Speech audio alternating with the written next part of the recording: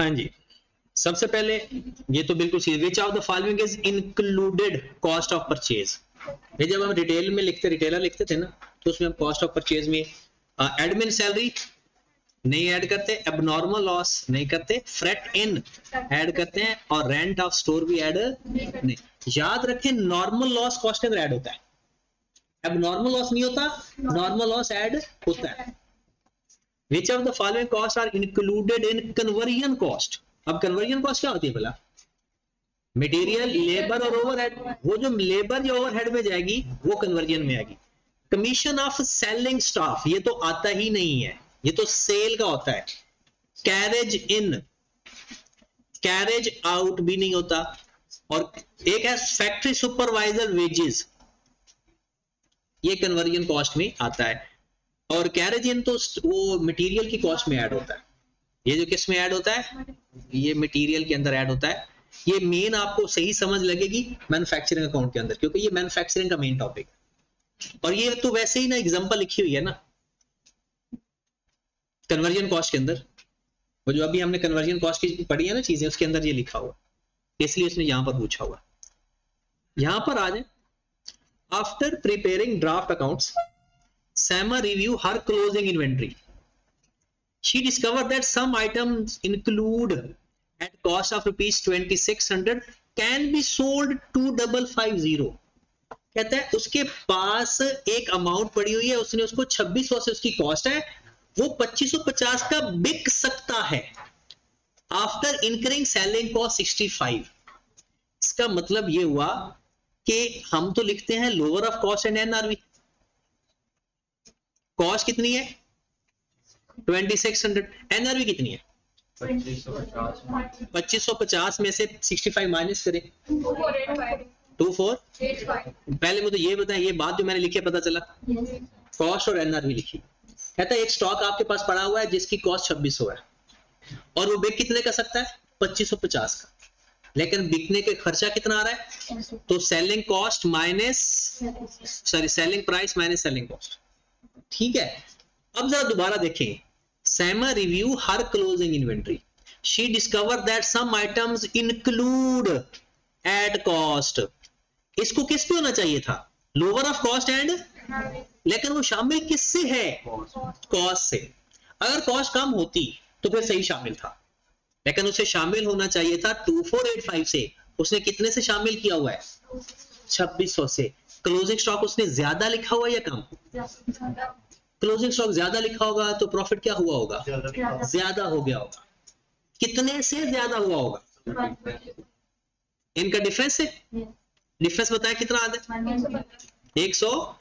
तो कहते हैं what affect will any required adjustment have on Sama profit. तो Sama के प्रॉफिट को कुछ करने की जरूरत है?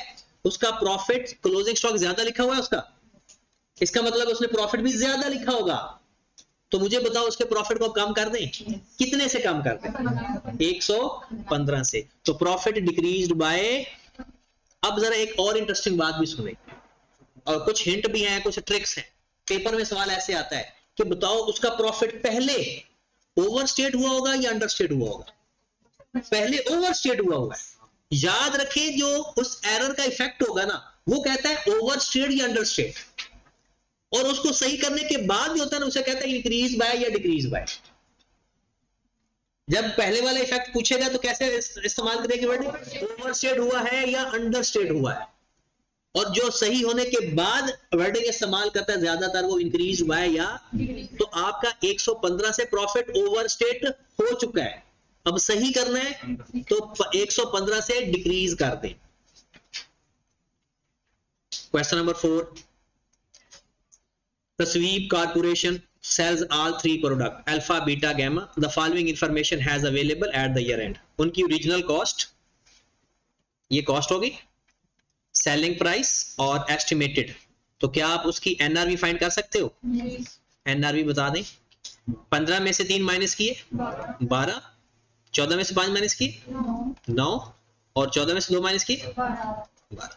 कहता है स्टॉक उसके पास कितना पड़ा हुआ है? 300, 380 और 200। कहता है value of closing inventory should be, मुझे बताओ कॉस्ट है 10, एनआरवी है 12, किससे मल्टीप्लाई करोगे 300 को?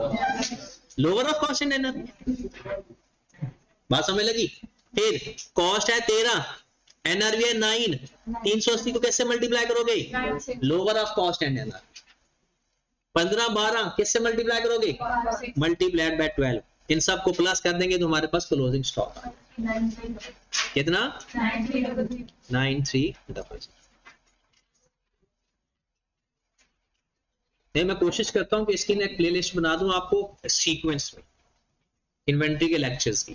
चलो जो ईद के दौरान अगर जिसने अभी आशियां की हैं और ईद में अगर वो नहीं आशियां करना चाहता तो वो उस लिस्ट में ना सीक्वेंस वाइज लेक्चर नंबर 1 2 ऐसे करके ना वो एक पूरी लिस्ट बता दूंगा और दे दूंगा। फिर वो कंप्लीट करके तो फिर अपने टेस्ट आपने यानी लाजमी अटेम्प्ट करने हैं।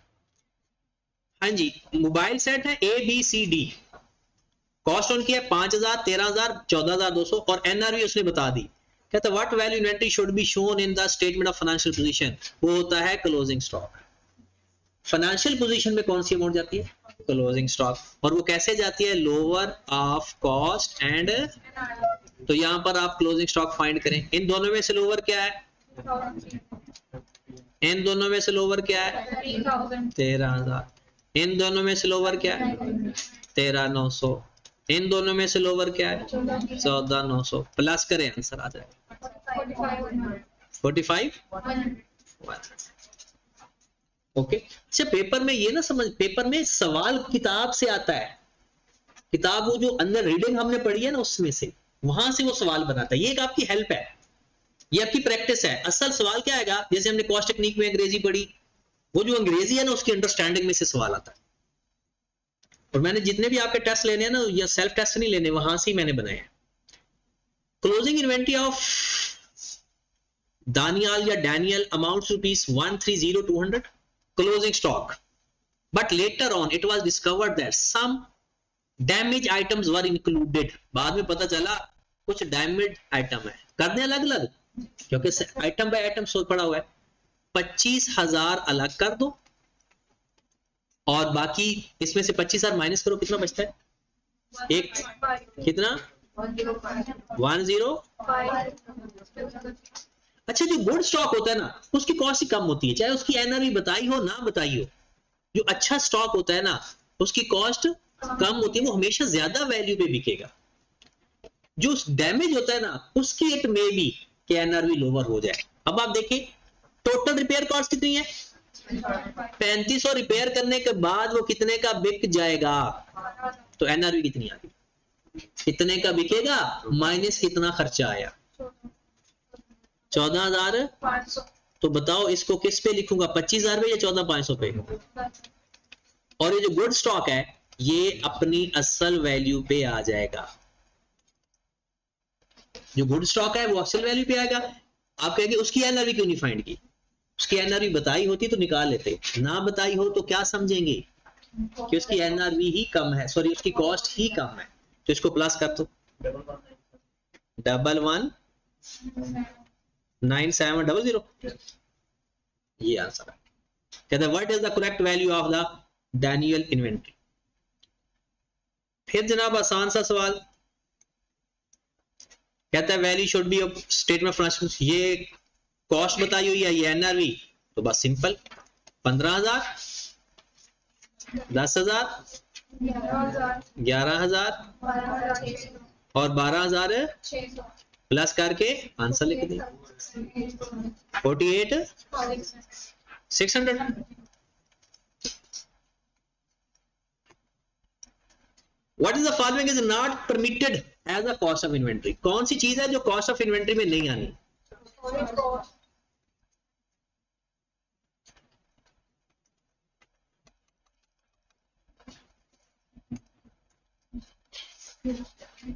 हाँ जी, नॉन रिफंडेबल टैक्सेस,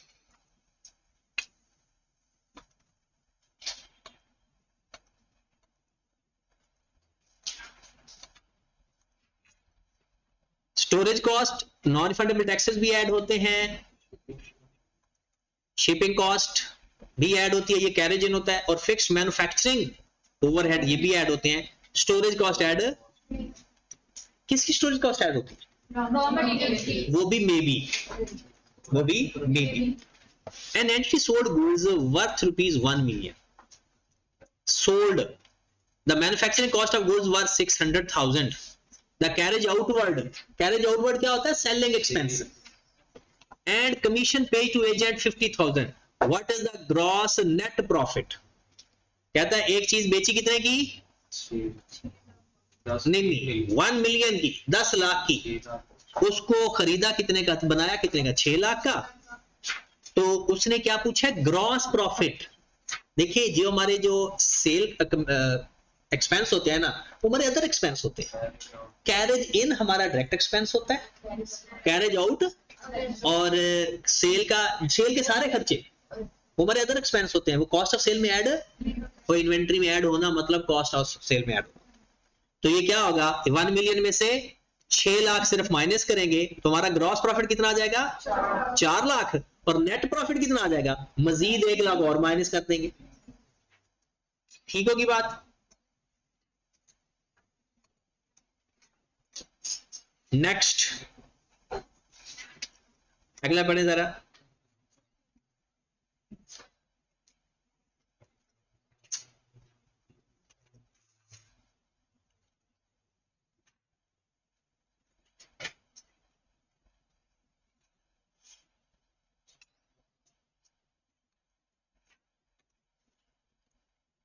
हाँ जी.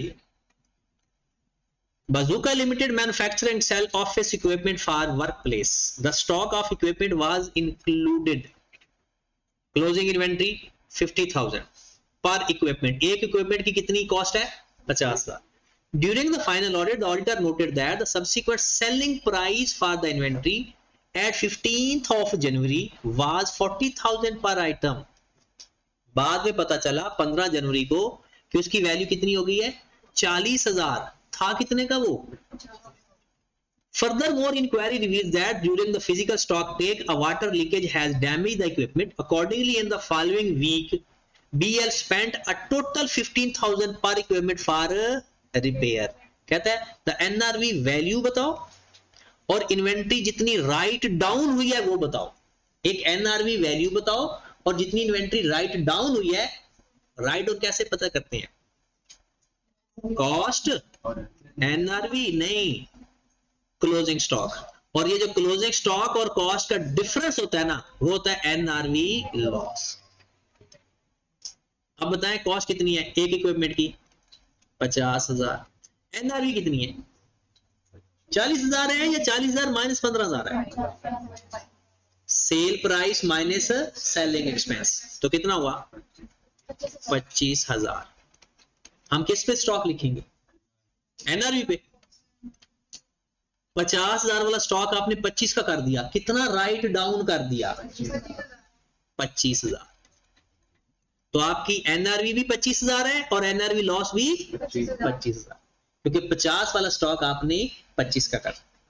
पेपर में बंदा जब इसके ऊपर ऑप्शन पर क्यों नहीं निशान लगाता? ये एक जैसे जवाब है, थोड़ा डिफरेंट होना चाहिए. ये होती है कॉमन सेंस. जब पेपर में देखते हैं ना, जब सारे गर्दिश में हो, तब ये काम होता है. Which of the following is allowed in cost of inventory? कौन सा खर्चा कॉस्ट ऑफ इन्वेंट्री में ऐड होता है? एबनॉर्मल लॉस नहीं होता, स्टोरेज नहीं होता, सेलिंग नहीं होता, मैन्युफैक्चरिंग.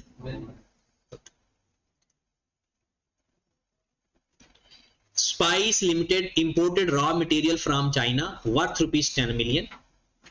10 मिलियन का आपने जी एक मटेरियल लिया. They paid 800,000 as import duty. 8 lakh उसके अंदर import duty ऐड हो गई.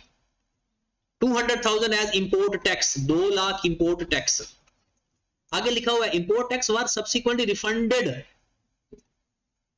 Refundable tax ऐड नहीं करते. They paid 150,000 transportation. ये ऐड हो जाएगा. उसके बाद वो कहता है from the China and and other rupees 200,000 port handling charges. ये भी ऐड होंगे 2 लाख. मार्केटिंग एक्सपेंस वर 100,000. क्या मार्केटिंग एक्सपेंस ऐड होंगे? तो मार्केटिंग तो सेल के लिए किया जाता है, तो ऐड नहीं. एंड जनरल एडमिन ओवरहेड ये भी ऐड कहता है. वैल्यू ऑफ इन्वेंट्री बताओ. तो 10 million plus 8 lakh plus 150,000 plus 2 lakh. ये जो बाकी गिवन है ना उनको ऐड नहीं करना, इग्नोर कर देना। ठीक होगी बात? ये वो पहले शुरू में हमने पढ़ा था। कितना आ गया?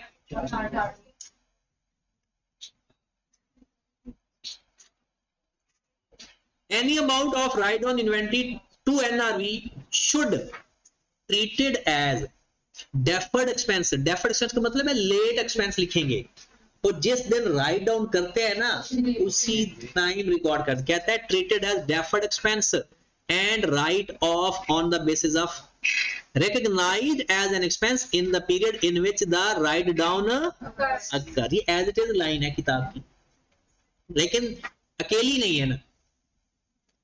recognize an expense in the subsequent period, नहीं, subsequent का मतलब बाद में नहीं, उसी साल। फिर recognize as current liability, नहीं, recognize क्या करते हैं उसको? expense। फिर इसका beta answer. The estimated selling price in the ordinary course of business less estimated cost of completion is called estimated selling price minus cost of completion, NRV। कहता कौन सी cost expense में लिखनी है? दो तरह की, एक कॉस्ट होती है जो इन्वेंट्री में ऐड होती है, एक होती है जिसको हम एक्सपेंस में लिखते हैं। कहता है cost of purchase that are paid for supplier for raw material, ये तो इन्वेंट्री की कॉस्ट है, पर रॉ मटेरियल खरीदा है। इंपोर्ट ड्यूटी और रॉ मटेरियल ये भी उसी में ही ऐड करते हैं। वेरिएबल प्रोडक्शन ओवरहेड ये भी उसी में ऐड करते हैं। तो डिस्ट्रीब्यूशन कॉस्ट वो add, selling and distribution, journal admin overhead ये एक्सक्लूड करते हैं, ये हमारे एक्सपेंस होते हैं। 16 पे आए। Kamran is an antique dealer. His inventory include a clock which cost 158,000. Kamran expect to spend 7,000 on repair the clock, which will mean that he will able to sell for rupees 260,000. To replace the same item of inventory would cost 255,000. At what value should the clock be included? ये ना आई cap ने किसी इस बंदे का सवाल उठाया, ऊपर कामरान कर दिया, नीचे कामरान करना भूल गया, हो जाता है। चले, हमने ये नहीं देखना, जब भी इन्वेंट्री की वैल्यू पूछे ना फौरन से पहले ये लिख लिया करो। और यहां पर क्या करना है? Lower of cost and NR. Cost कितनी है उसकी? 158,000। बिकेगा कितने का? 260 का। 7,000 उसके ऊपर खर्चा भी आएगा, तो एनआरवी कितनी होगी? 250। तो हमने किस पे लिखना है? लोअर ऑफ कॉस्ट एंड, तो हम किस पे लिखेंगे? 158। लेकिन वैसे ना इंटीक गुड्स का कोई और होता है, आपकी बुक में ये आंसर लिखा हुआ इसलिए मैं करवा रहा हूँ। वैसे इंटीक गुड्स का ना, क्योंकि इंटीक वो चीजें होती है जिनकी कॉस्ट तो बहुत ही माइनर सी होती है, लेकिन उनकी मार्केट में वैल्यू ज्यादा होती है, तो इनके ऊपर और रूल होता है। अब आई कैप ने नई रूल अप्लाई किया तो हम उस पर थोड़ा सा बस बाईपास कर रहे हैं। What is the unit cost of the following item? Unit cost, raw material add हो जाएगा, लेबर ऐड हो जाएगा, मैन्युफैक्चरिंग ऐड हो जाएगा, एडमिन ओवरहेड ऐड होंगे नहीं, तो बस ये फिर यूनिट कॉस्ट होगा। क्योंकि जो एडमिनिस्ट्रेशन है वो यूनिट कॉस्ट के अंदर ऐड नहीं करते। ऐसे ये सारे सवाल ना चैप्टर नंबर 8 में मिलेंगे आपको, वो बहुत अच्छे हैं, वो इसी के है मेन, मैन्युफैक्चरिंग के। 18 जाजिब हैज 40 यूनिट्स। अच्छा, इसके अंदर उसने पूछा क्या है? बोला what is the amount of write down of inventory, तो क्लोजिंग स्टॉक पूछा क्या? नहीं, एनआरवी लॉस पूछा है। तो ये तो ये आ जाएगा 40 यूनिट है ना टोटल, वो कहता है 40 units of inventory out of which, तो ऐसा कर दे the cost per unit 2554 255 NRV पे आते हैं। सेलिंग प्राइस है 2900, कहता है सेलिंग प्राइस भी लिख लेते हैं, selling price 2900। The damage units are expected to be sold 60% of normal selling price, तो इसके 60% पे बिकेगी। नॉर्मल ये 2900 का यूनिट बिकता है, तो अब कितने का बिकेगा? इसका 60%, लोजर इसका 60%, 2900 मल्टीप्लाइड बाय 0.6 ये तो सेल प्राइस है। कहते हैं आगे selling cost 150 incurred on each unit, हर एक के ऊपर 150 रुपया। एनआरवी फाइंड हो सकती है, तो बताओ जरा इसकी एनआरवी क्या है, इन यहां से एनआरवी निकालो। 2900 में 150 माइनस किया 2750 और इसका 1590। मुझे बताओ आपने ये 30 यूनिट 2554 पे रखना है या 2750 पे रखना है? 25 यानी उसकी कॉस्ट ये है, तो निकालो जरा कॉस्ट कितनी आ गई, मल्टीप्लाई कर दो ना, 30 मल्टीप्लाइड बाय 2554। जी नहीं, इसमें एनआरवी लॉस नहीं होगा, वैसे चाहे टोटल फाइंड कर लें उसमें वो आपकी मर्जी है। कितना आ गया?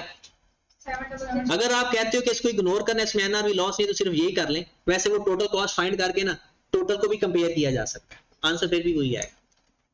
इसमें एनआरवी लॉस है, कितना है? 2554 वाला एसेट 1590 का कर रहे हैं, कितना कम कर रहे हैं, हर यूनिट कितना कम हो रहा है?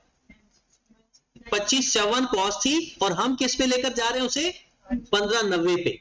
राइट डाउन करना पड़ेगा, कितना राइट डाउन कर रहे हैं?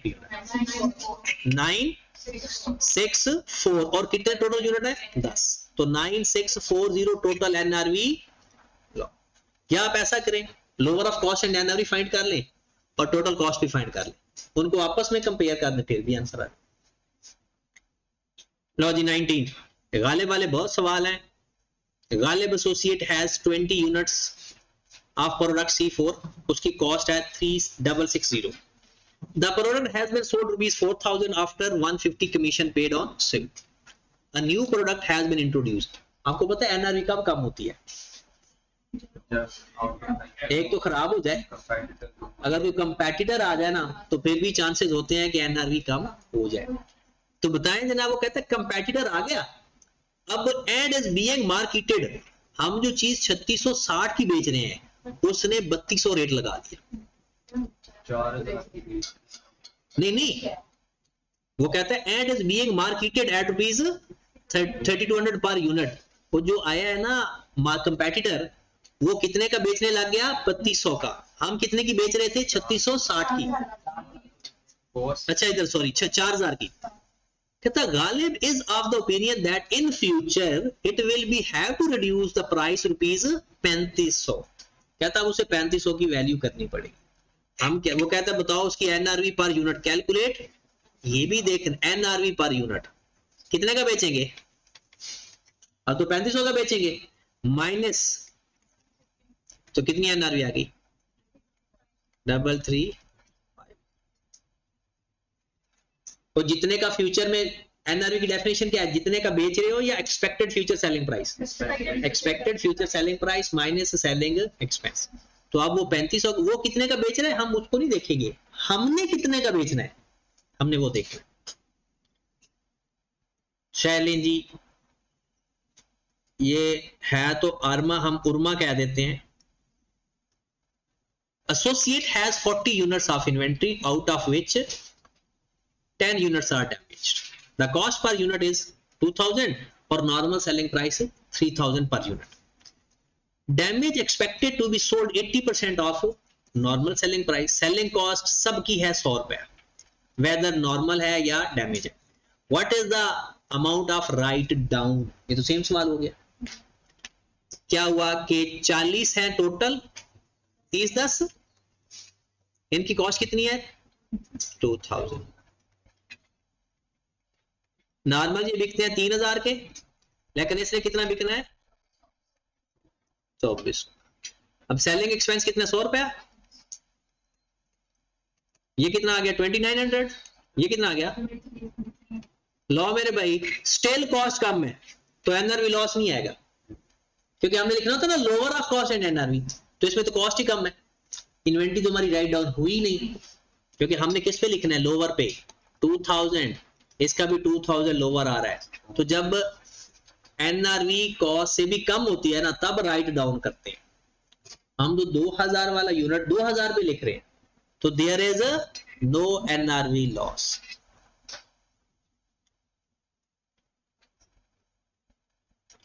इन preparing financial statement for the current year. ये अच्छा सवाल है, जिस सवाल का इंतजार था वो आ गया। अब एक दो सवाल इसके तो 25 क्वेश्चन कर लेते हैं, 25 क्वेश्चन फिर आप लोग घर से करके आइएगा।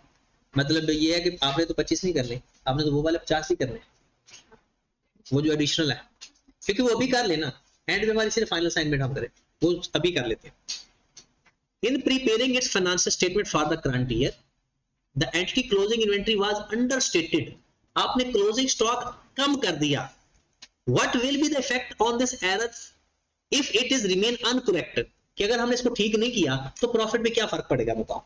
क्लोजिंग स्टॉक आपने कम लिखा हुआ 2 लाख से, इस साल का प्रॉफिट कम, अगले साल का प्रॉफिट ज्यादा, ऐसे ही जवाब बनेगा ना, इस साल का प्रॉफिट कम, अगले साल का प्रॉफिट। कहता है current profit will B overstated, गलत, करंट ईयर का तो कम होना है, current year profit will B understated, next year, ये जवाब है। और current year profit will be under, आगे तो फिर क्वेश्चन नंबर 22, ये तो वो सीधा सीधा सवाल है आपका, और ये सवाल इस तरह का भी पेपर में आता है, ये आपने खुद कर लेना है, वो पीरियोडिक सिस्टम से आता है ना करना। यहां इस तरह के सवाल हम करते हैं। 23 पे, what is the impact on closing inventory if closing inventory if an item having cost 2500, NRV 3000 has been omitted from the year ended inventory. कहता है 2500 की ना इन्वेंट्री और जिसकी एनआरवी 3000 है, आपने क्लोजिंग स्टॉक में लिखी नहीं हुई, तो आपके क्लोजिंग स्टॉक पे क्या फर्क पड़ा? क्लोजिंग स्टॉक कम लिखा हुआ है, ज्यादा कम, कितने से, 3000 से या 2500 से? हमने उसको लिखना किस पे, इसकी लोअर में से, जो इसमें से लोअर है, तो इसका मतलब है हमारा क्लोजिंग इन्वेंट्री 2500 से अंडरस्टेटेड। अब अगला इसी तरह का एक, यहां पर यही सवाल मैं करता हूं, अगर होता वो कहता है कॉस्ट है 2500, एनआरवी है 2000, वो कहता है ये ओमिटेड है, तो हमने किस पे लिखना है क्लोजिंग स्टॉक? 2000, तो 2000 से स्टॉक हमारा कम लिखा होगा, क्योंकि हम लिखते हैं स्टॉक अपना lower of cost and NR. अगला सवाल कहता है if closing inventory is accounted for 240 instead of 1, ज्यादा लिखा हुआ क्लोजिंग स्टॉक, ये कम, अगर ज्यादा लिखा हुआ है तो हमारा प्रॉफिट इससे ज्यादा हुआ होगा या कम? ज्यादा, क्यों? क्लोजिंग स्टॉक ज्यादा लिखा है, प्रॉफिट ज्यादा लिखा हुआ।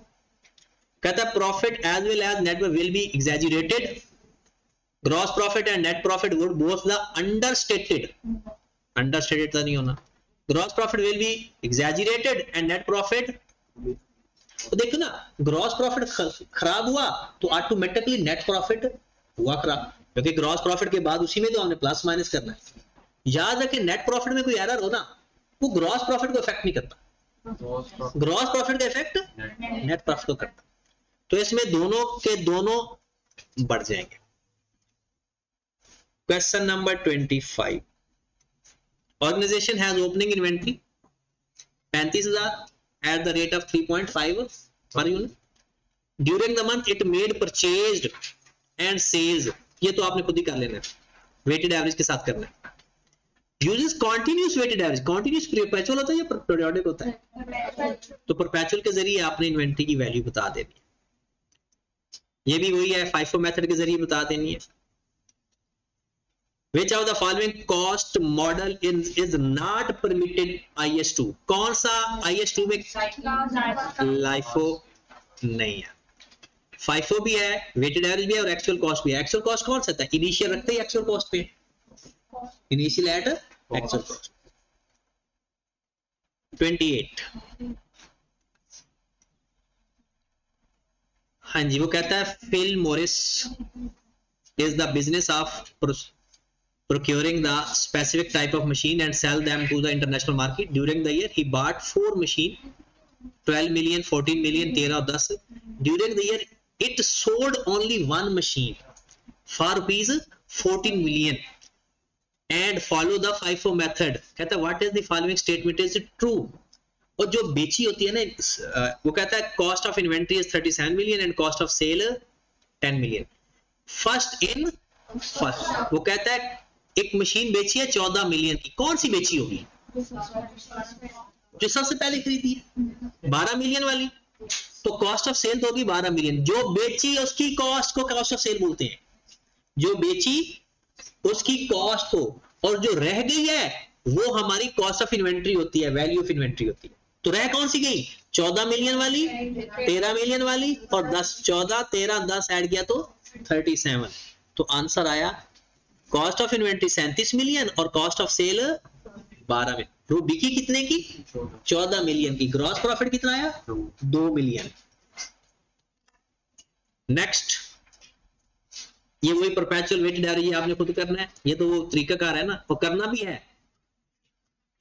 मैं सिर्फ वो जो न्यूमेरिकल सवाल है, उन थ्योरेटिकल सवाल है उन पे 31 पे आ जाओ।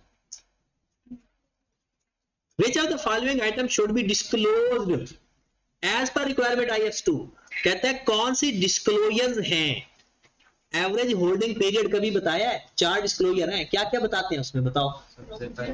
एक तो बेहते मेजरमेंट बेस्ड पॉलिसी और कॉस्ट फार्मूला, क्लोजिंग स्टॉक को बताते हैं, जो एनआरवी लॉस है वो बताते हैं, और जो कॉस्ट ऑफ सेल जो बिक जाता है, तो ये भी नहीं बताते, ये आंसर नहीं है। List of the major customer, amount of expenses recognised during the, और लीड टाइम भी नहीं बताते। फिर वो कहते हैं व्हिच इज नॉट डिस्क्लोजर, कौन सा डिस्क्लोजर? अकाउंटिंग पॉलिसीज डिस्क्लोजर है, कॉस्ट फार्मूला डिस्क्लोजर है, लोकेशन बताना disclosure, location of each purchase किधर किधर आपकी इन्वेंट्री पड़ी है। 33, super electronics bought 10 air conditioners for 50,000 each. 2 of these were installed in office, 3 have been sold to customer at a profit margin and remaining are held in the stock. सवाल समझ लगा? कितने total है आपके पास? 10। 10 में से 2 आपने अपने ऑफिस में लगा दिए, 3 बेच दिए, 5 आपके पास पड़े हुए। Got it? कहता है कॉस्ट ऑफ सेल क्या हुई? विच of the following correct statement? जो हम खुद लगा लेते हैं उसकी एंट्री क्या पास करते हैं? Non current asset debit, inventory credit, ऐसा ही है। नॉन करंट एसेट वो हम अपना एसेट बना दिया ना, वो कॉस्ट ऑफ सेल तो ना हुई। कॉस्ट ऑफ सेल वो हुई जो बेचे। बेचे कितने? 3 मल्टीप्लाइड बाय 50,000, तो 1.5 लाख वाले बेच दिए, तो ये होगी कॉस्ट ऑफ।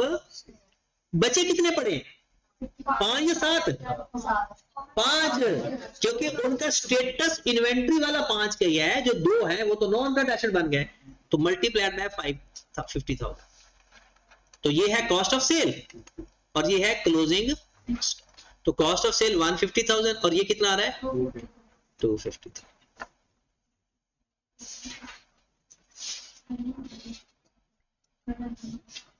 हाँ जी, 34 पे Hulk building material used 500 cement bags from inventory for construction of parking area। ये आगे सवाल सारे वही वाले। 500 सीमेंट की बोरियां जनाब आपने ना उठा कर ना अपने पार्किंग एरिया पे लगा दी हैं, जो कि आपका मटेरियल है, मतलब आपकी इन्वेंट्री है। How these 500 cement bags should be accounted for? इसको कैसे अकाउंट फॉर करेंगे? Over the life of the asset, और उसको एसेट की कॉस्ट का हिस्सा बना देंगे। कहते हैं it should remain included in the inventory. गलत, वो इन्वेंट्री से निकल गया, इन्वेंट्री क्रेडिट नहीं करते। It should remain included inventory, it should be charge as an expense, नहीं, it should be allocated to the building asset in which it is has been used. Expense में भी नहीं लिखते क्योंकि ये एसेट बन गया।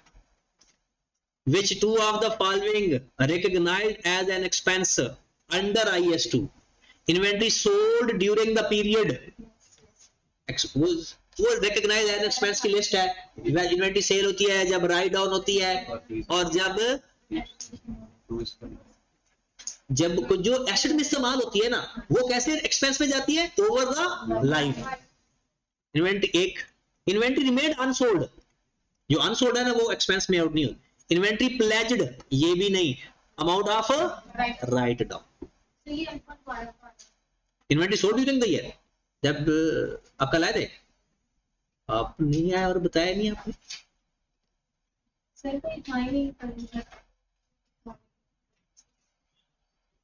उबर ऐसे बंद हो गए, क्रीम इन ड्राइव काफी सारे हैं,